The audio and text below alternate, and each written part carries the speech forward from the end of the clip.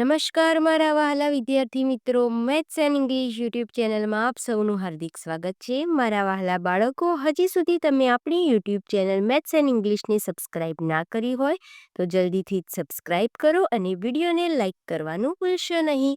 વિદ્યાર્થી મિત્રો, આજે આપણે ધોરણ 6 અંગ્રેજી વિષયમાં યુનિટ 3 સ્ટ્રેન્થ ઓફ નેચરમાં વોકેબ્યુલરીની દરેક એક્સરસાઇઝનું સોલ્યુશન કરીશું. Circle the odd one. હવે જુદા પડતા શબ્દ ફરતે સર્કલ કરવાનું છે. તો ફર્સ્ટમાં black, dark, bright and dim આપેલ છે, જેમાંથી બ્લેક એ જુદું પડે છે તો આપણે સર્કલ કરીશું. સેકન્ડ, હેન, ક્રો, ગોટ, સ્પેરો. તો અહીં 3 બર્ડ્સ છે, જ્યારે ગોટ એનિમલ છે તો આપણે તેની ફરતે સર્કલ કરીશું.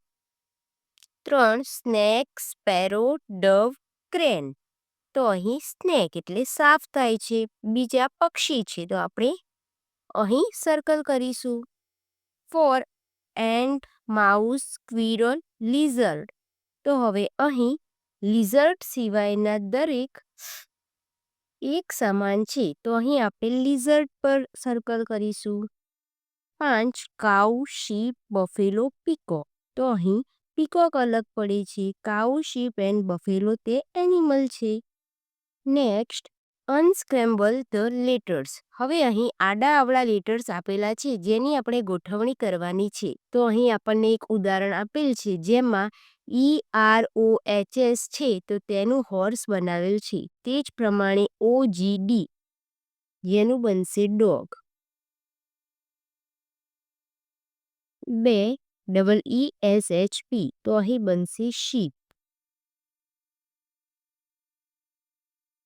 3, અહીં બનશે બટરફ્લાય.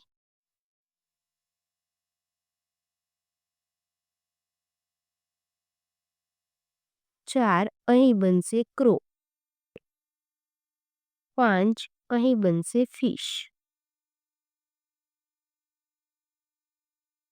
પ્રશ્ન 3, read the description and write answers. વિદ્યાર્થી મિત્રો, અહીં આપણે મને ઓળખોનો જવાબ આપવાનો છે એવું કહી શકાય. 1, આઈ હેવ અ ટ્રંક. મારી પાસે સૂંઢ છે. I am large. હું મોટો છું. એન્ડ ગ્રે અને રાખોડી રંગનો છું. But I am not a tree. પરંતુ વૃક્ષ નથી. હુ એમ આઈ. હું કોણ છું? તો અહીં આવશે answer an elephant, Hathi.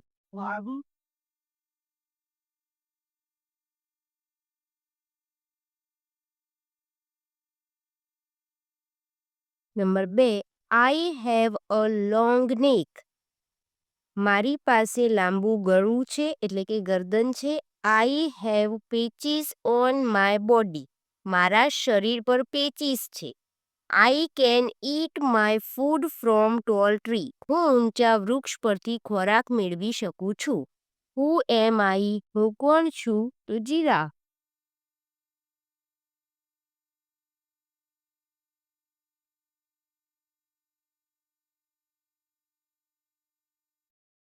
3, I am a king of the jungle. હું જંગલનો રાજા છું. I can roar. હું ગરજી શકું છું. હુ એમ આઈ. હું કોણ છું? Lion. 4, I can swing and jump. હું કૂદી શકું છું અને ઝૂલી શકું છું. I can green. હું દાંત કાઢીને હસી શકું છું. હુ એમ આઈ. હું કોણ છું? A monkey.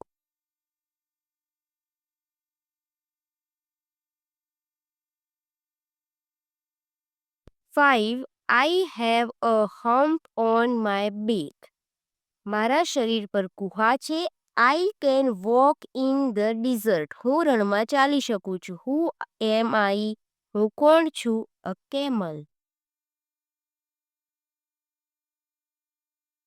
વિદ્યાર્થી મિત્રો, અહીં યુનિટ 3માં વોકેબ્યુલરીની દરેક એક્સરસાઇઝનું સોલ્યુશન પૂર્ણ થાય છે. વિડીયો ગમ્યો હોય તો તેને લાઇક કરો, તમારા મિત્રો સુધી શેર કરો. આવા જ અવનવા ઉપયોગી વિડીયો જોવા માટે આપણી YouTube channel maths and English સાથે જોડાયેલા રહો. મળીએ એક નવા વિડીયો સાથે. ધન્યવાદ.